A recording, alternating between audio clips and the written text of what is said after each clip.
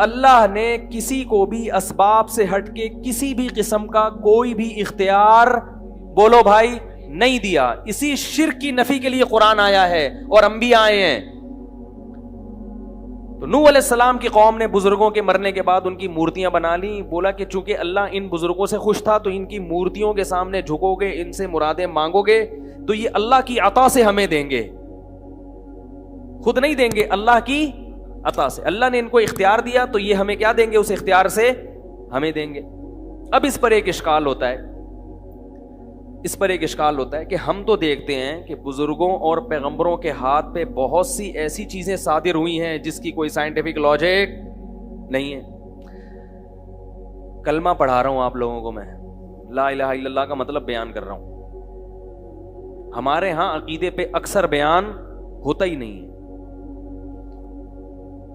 تو بہت سے لوگ کہتے ہیں کہ بھئی دیکھو اللہ نے اختیارات تو دی ہیں نا, موسیٰ علیہ السلام لاٹھی کو سانپ بنا دیتے تھے, اس کی کوئی لاجک ہے؟ ہمارے نبی صلی اللہ علیہ وسلم کے پاس مشرکین آئے, چاند کے 2 ٹکڑے کرو, آپ نے ایسے کیے اور 2 ٹکڑے کر دیے, کوئی لاجک ہے اس کی؟ اور پھر وہ چاند آپس میں جڑ بھی گئے. صحابہ پیاسے تھے, پانی میں آپ صلی اللہ علیہ وسلم نے ہاتھ ڈالا اور پانی ابلنا شروع ہو گیا. عیسیٰ علیہ السلام کہتے تھے مردے کو قوم باذن اللہ, اللہ کے حکم سے کھلو جا. پنجابی میں کیا کہتے ہیں, کھلو جا, ہیں کھلو جا. تو آپ کہیں گے کہ حضرت عیسیٰ نے پنجابی میں تھوڑی کہا تھا, تو اردو میں بھی تو نہیں کہا تھا نا. وہ تو جو بھی کروں گا میں تو ترجمہ ہی کروں گا نا.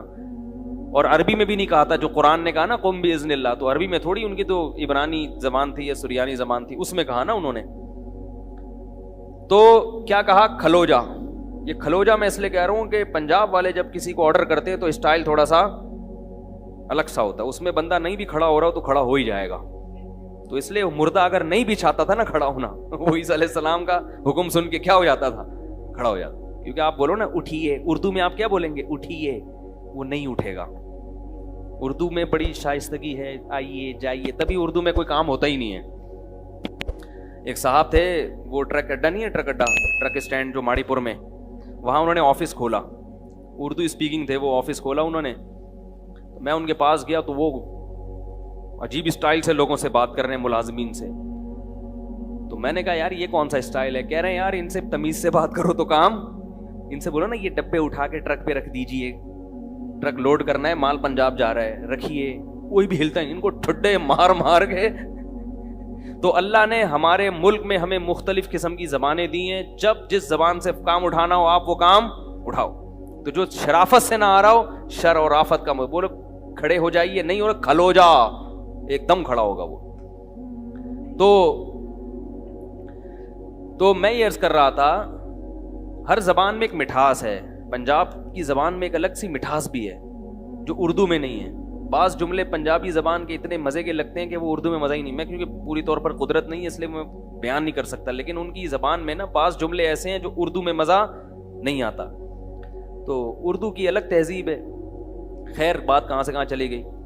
تو عیسیٰ علیہ السلام مردے کو کیا کہتے تھے, قم باذن اللہ, اللہ کے حکم سے کھڑا ہو جا. تو کہتے ہیں دیکھو اللہ کی عطا سے حضرت عیسیٰ بھی مردوں کو زندہ کر رہے ہیں, ہمارے نبی بھی اللہ کی عطا سے چاند کے 2 ٹکڑے کر رہے ہیں. تو جو نبی اللہ کی عطا سے چاند کے 2 ٹکڑے کر سکتا ہے, جو نبی اللہ کی عطا سے مردوں کو زندہ کر سکتا ہے, اس نبی کو اگر ہم یہاں سے بیٹھ کے پکاریں کہ ہماری حاجت سن لیں تو وہ اللہ کی عطا سے سن بھی سکتا ہے, اور وہ نبی اللہ کی عطا سے ہماری وہ حاجت پوری کر بھی سکتے ہیں.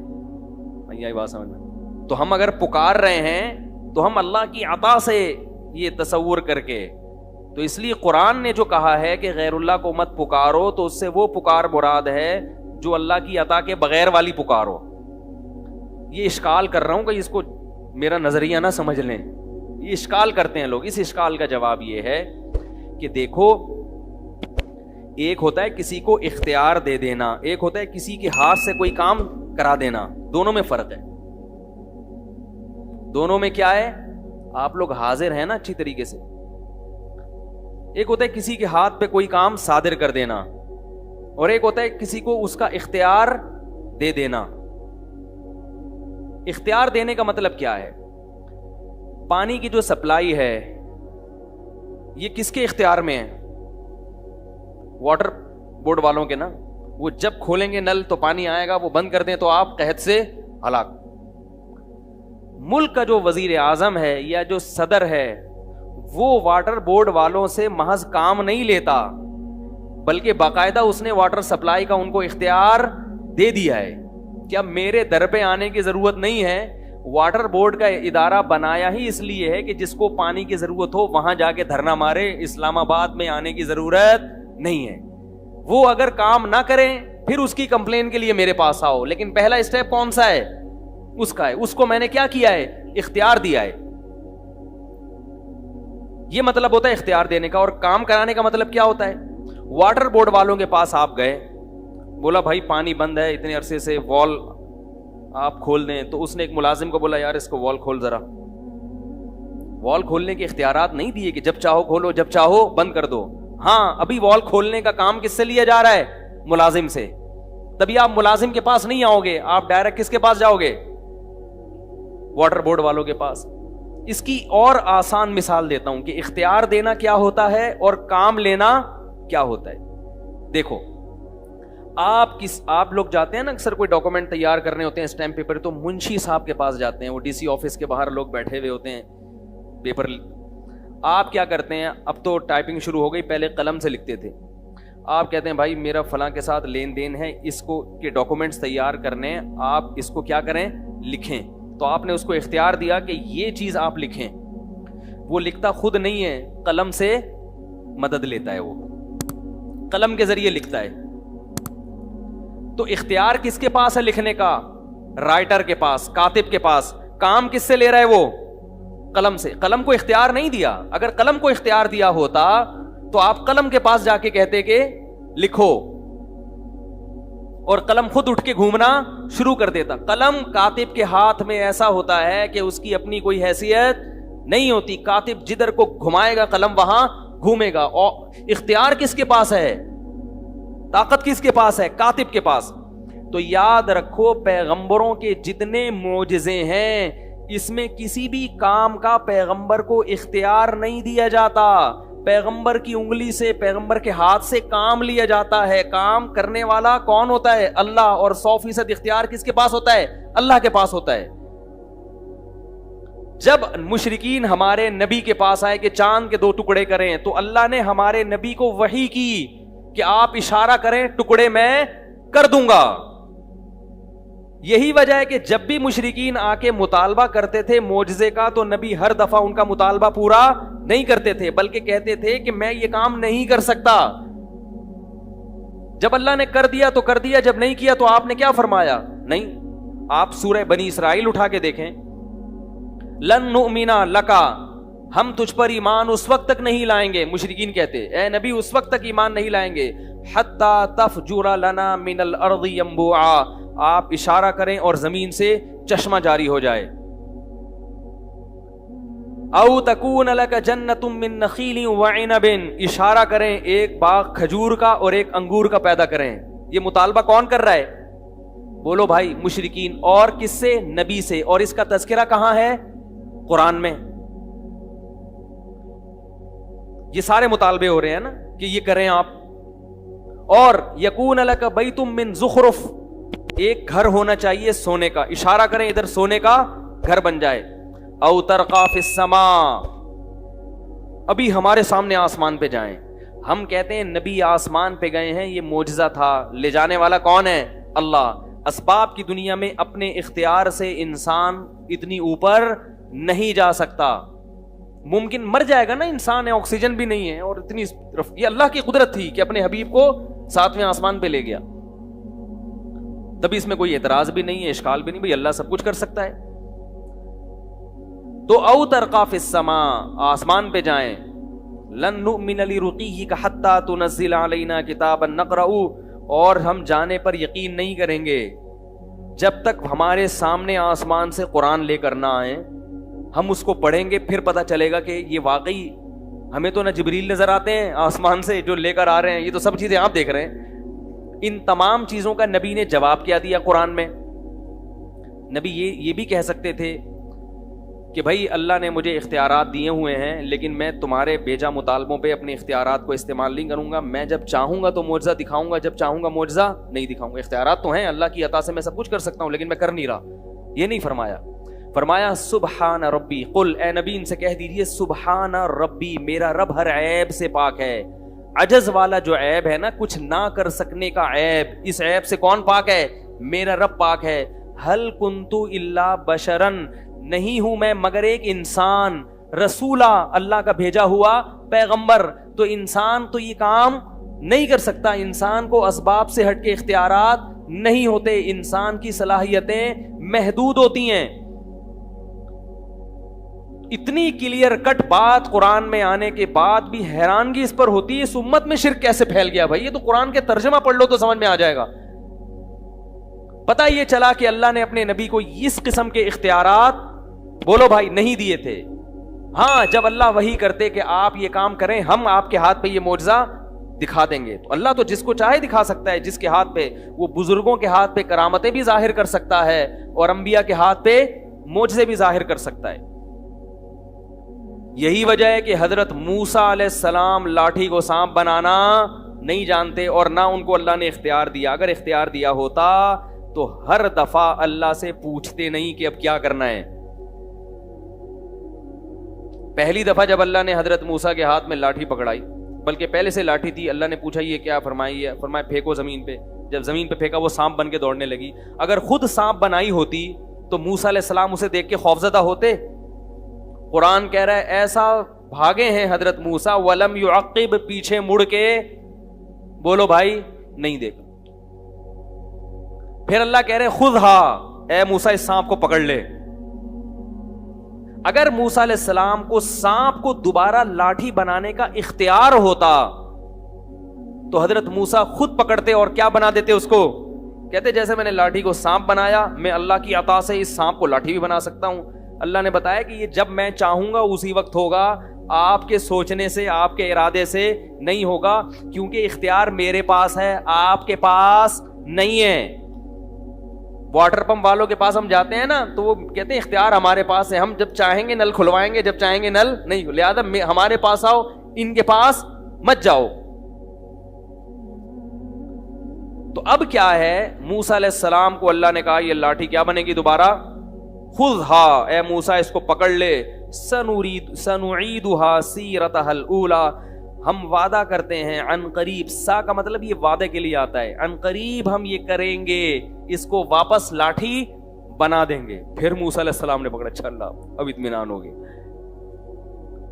اگر حضرت موسیٰ کے پاس اختیارات ہوتے تو جب آگے دریا ہے, ٹھاٹھیں مارتی ہوئی موجیں ہیں اور پیچھے کون ہے, فرعون, بنی اسرائیل نے کیا کہا, انا لمدرکون, مر گئے, پکڑے گئے ہیں بھائی, اب تو فرعون آئے گا. اور موسیٰ علیہ السلام کہہ سکتے تھے میرے پاس تو لاٹھی ہے, اللہ نے مجھے اختیار دیا, جب چاہوں گا سمندر کے 2 ٹکڑے کر کے درمیان سے نکل جاؤں گا. حضرت موسیٰ نے فرمایا ان معی ربی, میرے ساتھ رب ہے, کچھ نہ کچھ کرے گا وہ مدد, مجھے نہیں پتا کیا کرے گا لیکن کرے گا ضرور. تو اللہ نے کیا کہا اس لاٹھی کو, اے موسیٰ اضرب بعصاک, اپنی لاٹھی مار کہاں پر, البحر, سمندر پہ. فکان کل فرق کالطود العظیم, دونوں طرف کی موجوں کو پہاڑوں کی شکل میں روک دوں گا میں. تبھی ہر بات سے پہلے حضرت موسیٰ پوچھ رہے کیا کرنا ہے, کیا کرنا ہے. تو مردوں کو زندہ کرنے سے پہلے بھی حضرت عیسیٰ علیہ السلام کو اللہ بتاتے تھے کہ بولو کھڑے ہو جاؤ, مردہ اللہ کے حکم سے کیا ہو جائے گا, کھڑا ہو جائے گا. مردہ زندہ کرنے کے اختیارات آپ کے پاس نہیں ہیں, آپ کے ہاتھ پہ مردے زندہ کروں گا, اختیار اپنے پاس رکھوں گا, آپ کو اختیار نہیں دوں گا.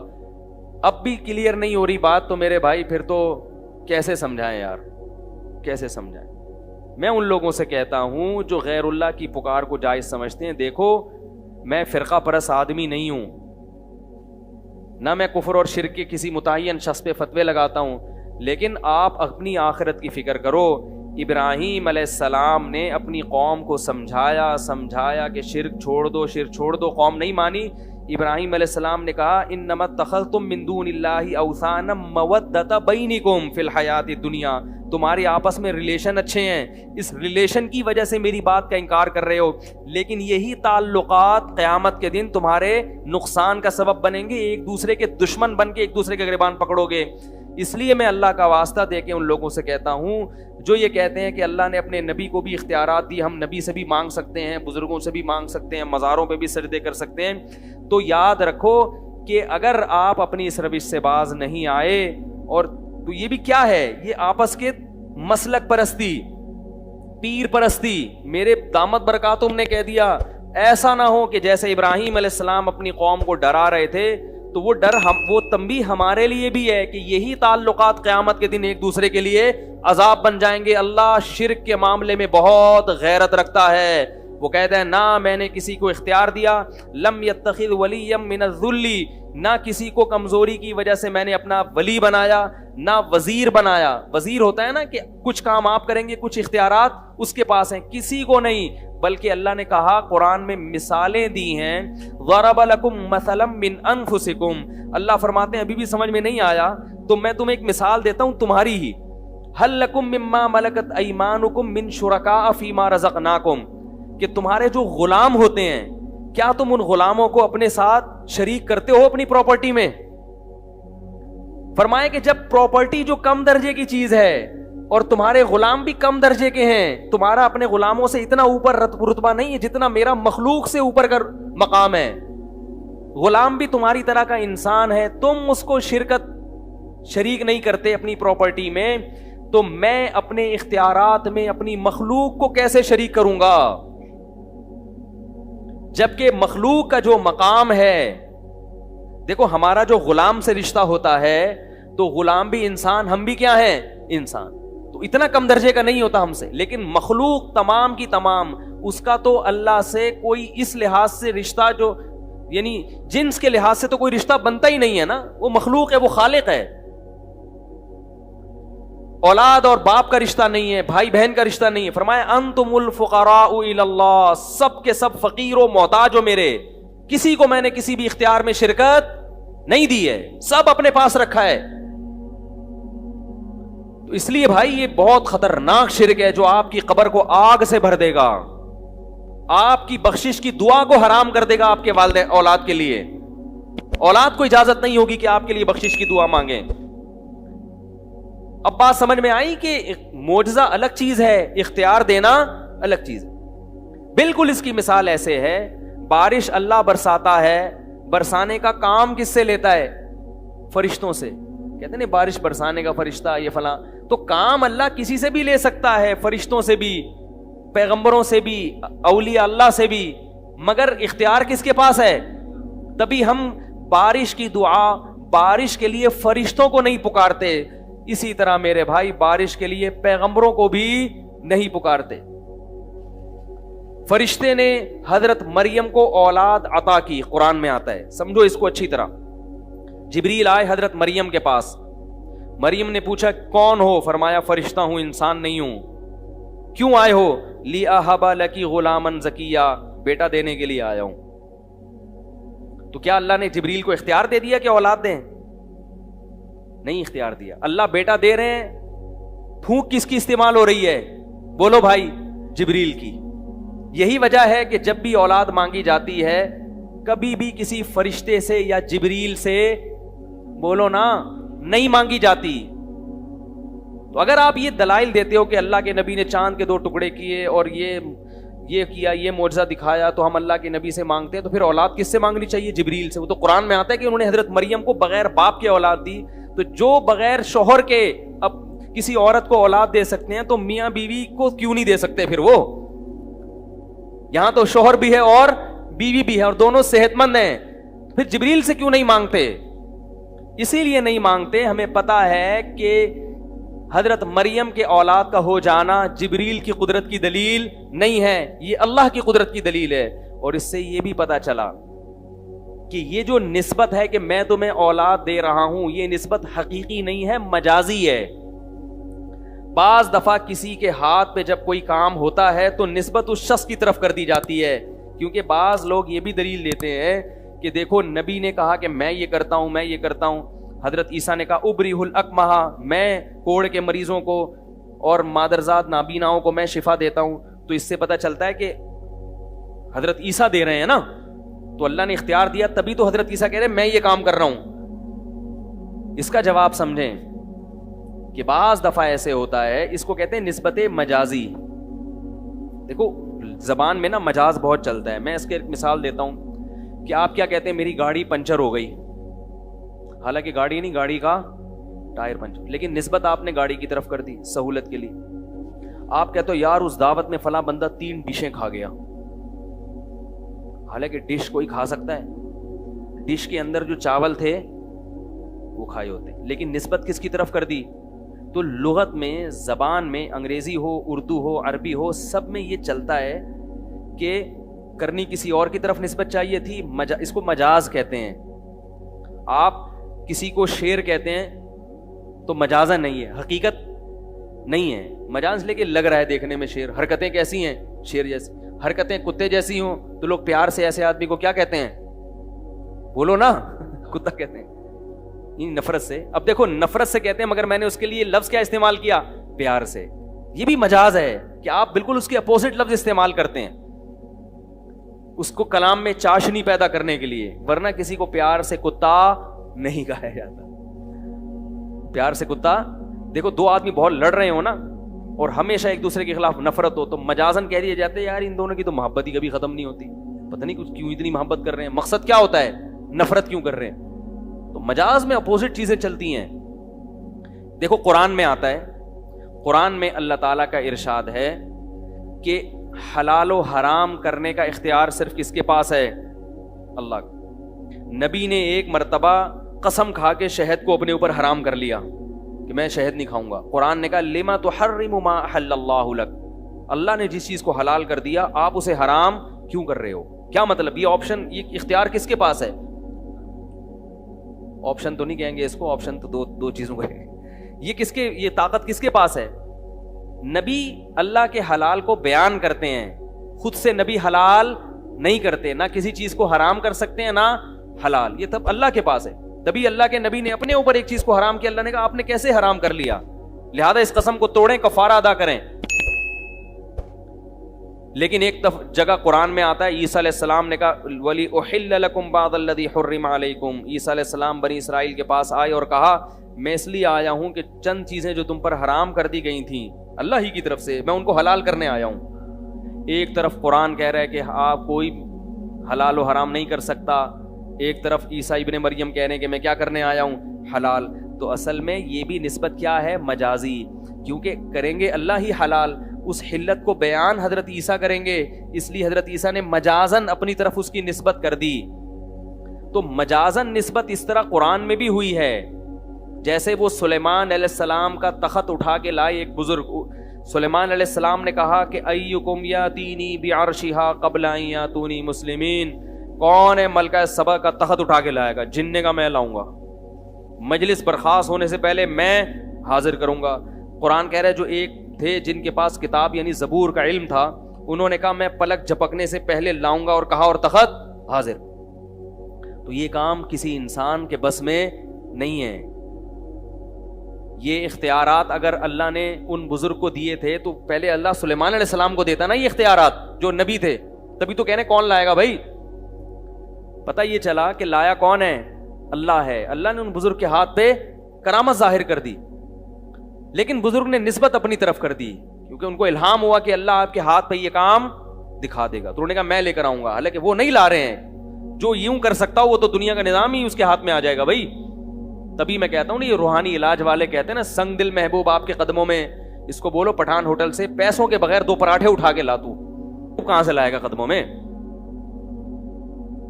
2 پراٹھے تو دور کی بات, 1 پراٹھا, کیونکہ 2 سے پیٹ صحیح طرح بھرتا ہے, اس لیے میں 2 کی مثال دیتا ہوں. اٹھا کے لے آ تو 1 پراٹھا, نہیں لا سکتے بھائی. یہ میری اور آپ جیسے, میں تو نہیں الحمدللہ, یہ آپ جیسے کچھ معذرت کے ساتھ جو بیان نہیں سن رہے, کچھ بیوقوف لوگ ہیں جن کی وجہ سے ان کی دکانیں چل رہی ہیں, ورنہ یہ تو بغیر پیسوں کے پراٹھا نہیں اٹھا سکتے. پیسوں کے ساتھ بھی لائن میں لگنا پڑتا ہے پراٹھا اٹھانے کے لیے. چلو پیسے دے کے یوں اٹھا لیں, یہ بھی نہیں ہو سکتا. تو جو پراٹھا نہیں اٹھا سکتا وہ آپ کی محبوبہ کو آپ کے قدموں میں کہاں سے ڈال سکتا ہے. تو انبیاء کرام کا معجزہ سمجھ میں آ گیا کہ جو معجزات انبیاء کے پاس ہوتے ہیں وہ اللہ نے ان کو اختیارات نہیں دیے ہوتے. اللہ جب چاہتا ہے اپنی مرضی سے اپنے کسی حبیب کے ہاتھ پر, اپنے پیغمبر کے ہاتھ پہ کوئی چیز ظاہر کر دیتے ہیں تاکہ لوگوں کو اس کی نبوت پہ یقین آ جائے. اور بزرگ کے ہاتھ پہ اللہ بعض دفعہ کرامت ظاہر کر دیتے ہیں تاکہ لوگوں کو اطمینان ہو جائے کہ یہ اللہ کا محبوب ہے, بشرطے کہ محبوب ہونے کے دوسری چیزیں پائی جائیں, گناہوں سے بچتا ہو, بدعات سے بچتا ہو. اگر اس کے باوجود آپ یہ سمجھتے ہیں کہ نہیں ما فوق الاسباب اللہ نے اختیار دیے ہوئے ہیں, تو پھر میرے بھائی یہ شرک ہے. اور قرآن میں جگہ جگہ اس کی نفی ہے کہ میں نے کسی کو بھی اختیارات نہیں دی. اب میں آخری سوال کر کے اپنی بات کو ختم کرتا ہوں. یہ سوال میں پہلے بھی کئی دفعہ دہرا چکا ہوں کہ بھئی جو یہ مانتے ہیں کہ نہیں اللہ نے اپنے پیغمبروں کو اختیار دیے ہوئے ہیں اور وہ جب چاہیں اللہ کی عطا سے حاجت پوری کرتے ہیں, تو پھر میں ایک سوال اکثر دہراتا ہوں کہ اللہ نے کیا تمام اختیارات دے دیے ہیں یا بعض اختیارات دیے؟ اگر اللہ نے تمام چیزوں کے اختیارات دے دیے ہیں تو پھر ہم کب اللہ کو مانگیں, اللہ سے مانگیں, اور کب اللہ کے نبی سے مانگیں؟ جب سارے ہی دے دیے. بھائی وزیر اعظم اگر مکمل اختیار دے دیتا ہے کسی کو بھی تو پھر وہ وزیر اعظم کے پاس جانے کی ضرورت کیا ہے؟ صحیح ہے نا. پھر تو جب اس کو دے تو وہ بھی دوسرا گویا وزیر اعظم ہی بن گیا وہ تو اگر سب اختیارات دیے ہیں تو پھر ہم کون سی چیز میں اللہ کو پکاریں اور کون سی چیز میں نبی کو؟ یا ساری زندگی اگر نبی ہی کو پکارتے رہیں اللہ کو نہ پکاریں تو یہ کوئی برا کام ہوگا یا اچھا کام ہوگا؟ اس کا جواب دیں. دوسری بات یہ کہ اگر سارے اختیارات نہیں دیے, کچھ چیزوں کے دیے ہیں, تو وہ کچھ چیزیں معلوم ہیں یا مجہول ہیں؟ یعنی وہ کچھ چیزیں ایسی ہیں جو ہمیں پتہ ہے کہ کون کون سی چیزیں ہیں یا ہمیں پتہ نہیں ہے. تو اگر پتہ نہیں ہے تو جب پتہ ہی نہیں تو اختیار دینے کا فائدہ کیا؟ آپ کو جب پتہ ہی نہ ہو کہ وزیر اعظم نے کون کون سے ڈپارٹمنٹ کس کے حوالے کیا ہے تو حوالے کرنے کا فائدہ ہوگا؟ کیا ہو گیا بھائی؟ جب پتہ ہی نہیں کہ کون سی چیز دی ہے, نبی کو کون سی چیزوں کو اختیار دیا ہے, تو جب پتہ ہی نہیں ہے تو ہم مانگیں گے کیسے؟ اور اگر پتہ ہے کہ نہیں ان چیزوں کا اختیار دیا ہے تو ان چیزوں کی لسٹ یوٹیوب پہ شائع ہونی چاہیے, اخبار میں آنی چاہیے, کتابوں میں چھپنی چاہیے کہ بھئی اللہ نے تمام چیزوں کے اختیارات نہیں دیے بلکہ بعض چیزوں کے دیے. وہ بعض یہ ہیں, اولاد کا ہے, بارش کا نہیں ہے, رزق کا ہے مگر فلاں چیز کا نہیں ہے. اس طرح سے آپ ایک لسٹ شائع کریں. تو میں نے یہ اعلان پہلے بھی گھمایا تھا لیکن لوگ پتہ نہیں بری بری گالیاں دینا شروع کر دیتے ہیں الٹی سیدھی. یوٹیوب پہ اپنے خلاف کمنٹس پڑھو نا, آدمی حیران ہوتا ہے یار ہم ادھر لوگ جھک جھک کے مصافحہ کر رہے ہیں اور ادھر ماشاءاللہ ایک عجیب حساب بنا ہوا ہے. تو اس لیے اپنے ایمان کی حفاظت کرو, ان باتوں کو سنجیدگی سے لو. صرف اور صرف تمام اختیارات کس کے پاس ہیں؟ اللہ کا. ہاں میں بزرگوں پہ شرک کے فتوے نہیں لگاتا. اگر کسی بزرگ نے کہا کہ اللہ نے فلاں نے کشتی پار لگا دی, فلاں نے یہ کر دی, تو تعویل کر لینی چاہیے. بھائی انہوں نے بھی مجازن نسبت کر دی ہوگی. جیسے میں یہ کہہ دوں کہ حضرت عیسیٰ نے مردے کو زندہ کر دیا, تو یہ حضرت عیسیٰ کی طرف جو میں نے نسبت کی ہے یہ نسبت کیا ہے؟ مجازن. صحیح ہے نا. جیسے لوگ کہتے ہیں نا مفتیوں نے فلاں چیز کو حلال کر دیا ہے, لوگ فتویٰ دیتے ہیں نا, ابے مفتی نے فتویٰ دیا اس کی بیوی کو طلاق ہوئی تھی انہوں نے اس کو حلال کر دیا. تو ایسے آدمی پہ بھی شرک کا فتویٰ لگنا چاہیے, لیکن ہم نہیں لگاتے. اس لیے کہ ہم یہ کہتے ہیں کہ حلال تو یعنی اس کی تحقیق یہ ہے کہ یہ اس کے لیے کیا ہے؟ حلال ہے. تو مفتی کی رائے یہ ہوتی ہے کہ اللہ کی نظر میں حلال ہے, مگر مفتی اس کو بیان کر رہا ہے تو لوگ نسبت کر دیتے ہیں مفتی صاحب کی طرف, انہوں نے حلال کر کے دی ہے. یہ سمجھ رہے ہو؟ تو یہ تعویل جو ہے نا, تعویل شرک کے معاملے میں, کسی پہ کفر کا فتویٰ لگانے کے معاملے میں علماء نے ایک اصول بیان کیا ہے کہ 99 مطلب نکلتے ہوں کسی بات کے, 99 مطلب سے وہ کافر نکل رہا ہو, اور ایک اس کی بات کی ایسی تعویل ممکن ہو جس سے اس پہ کفر کا فتویٰ نہ لگ رہا ہو, تو اس ایک تعویل کو لیا جائے گا اور 99 باتوں کو, یعنی حتی الامکان کوشش کی گئی ہے کہ کفر اور شرک کا فتویٰ لگانے میں انتہائی احتیاط سے کام لیا جائے. تو بڑے بڑے بزرگ گزرے جنہوں نے مجازن نسبت کر دی کہ فلاں نے کشتی پار کر دی, فلاں نے یہ کر دیا, تو وہ نسبتیں مجازی ہوتی ہیں. ہاں جو آدمی کھلے عام شرک کا پرچار کر رہا ہو اور وہ کہے کہ میں مانتا ہوں یہ مجازی نہیں ہے, وہ خود اپنی بات کی تعویل کرنے کے لیے تیار نہ ہو, تو پھر اس کی تعویل نہیں کی جائے گی. بعض لوگ ایسے بھی ہیں جو کہتے ہیں نہیں بھائی ہم مانتے ہیں کہ ان کو اللہ نے اختیار دیا, یہ جب چاہیں بیٹھے بیٹھے کر سکتے ہیں, ان کو پورا مکمل اختیار دیا, تو پھر اس کی تعویل بھائی پھر تعویل کرو گے تو پھر اس آیت کا مطلب ہی نہیں نکلے گا نا کوئی کہ جیسے وہ ہمارے اسکول میں قادیانی پڑھا کرتے تھے ہمارے ساتھ، ایک قادیانی تھا تو وہ بار بار کہتا تھا کہ یہ ہم مرزا غلام احمد کو نبی نہیں مانتے، امام مانتے ہیں. تو میں حیران ہوتا تھا یہ علماء قادیانیوں کو کافر کیوں کہتے ہیں. تو بڑی بحث ہوتی تھی اس سے، وہ پتہ چلا اپنا عقیدہ چھپاتے ہیں. بعد میں اس کمبخت نے ظاہر کیا کہ نہیں ہم نبی مانتے ہیں. جب ایک آدمی صاف طور پہ کہہ دے کہ میں نبی مان رہا ہوں، پھر اس کا تو کوئی مطلب دوسرا نکلتا نہیں ہے. جب نکلتا نہیں ہے تو پھر خام خواہ میں اس کو دائرہ اسلام میں لانے کی کوشش کر رہے ہیں. اپنا دائرہ، اپنے آپ کے دائرے سے نکلنے کا جو ہے نا، دائرے میں جتنی جگہ ہے اتنی ہی پبلک آئے گی. مزید کو گھسیڑو گے تو جو پرانے ہیں وہ دائرے سے نکل جائیں گے. ٹھیک ہے نا. تو سب جنت میں نہیں جائیں گے، جہنم بھی بنائی ہے اللہ نے. کچھ لوگ دائرہ اسلام میں آئیں گے، کچھ دائرہ کفر میں آئیں گے. تو اتنی تعویل کرنا اتنی کہ دائرہ کفر میں کوئی بندہ ہی نہ بچے، تو ایسا نہیں ہوتا بھائی. اسلام کا ایک محدود دائرہ ہے، کچھ مخصوص عقائد ہیں. ان عقائد کے اگر اختیار کرو گے تو دائرہ اسلام میں آ جاؤ گے. ان عقائد کو اگر اختیار نہیں کرو گے تو دائرہ اسلام میں نہیں آؤ گے. اور اس کی بنیادی اور پہلی سیڑھی کیا ہے؟ کلمہ توحید. اور توحید کا میں جو رکن اعظم ہے، اللہ کے سوا کسی کو پکارنا نہیں ہے. یہ والی پکار جس پہ میں نے تفصیلی بیان کیا. اللہ تعالی ہم سب کو سمجھنے کی، عمل کرنے کی توفیق عطا فرمائے.